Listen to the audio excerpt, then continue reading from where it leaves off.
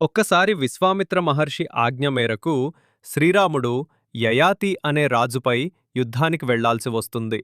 ప్రాణభయంతో ఉన్న యయాతి హనుమంతుణ్ణి శరణు కోరుతాడు. హనుమంతుడు తన ప్రభువైన రాముడితోనే యుద్ధం చెయ్యాల్సి వస్తుందని తెలిసినా శరణు కోరిన వాడిని రక్షించడం ధర్మమని భావిస్తాడు. యుద్ధరంగంలో హనుమంతుడు ఎటువంటి ఆయుధాన్ని చేతబట్టలేదు. కేవలం కళ్ళు మూసుకుని గుండె నిండా భక్తితో శ్రీరామ జయం అంటూ రామనామాన్ని జపించడం మొదలుపెట్టాడు.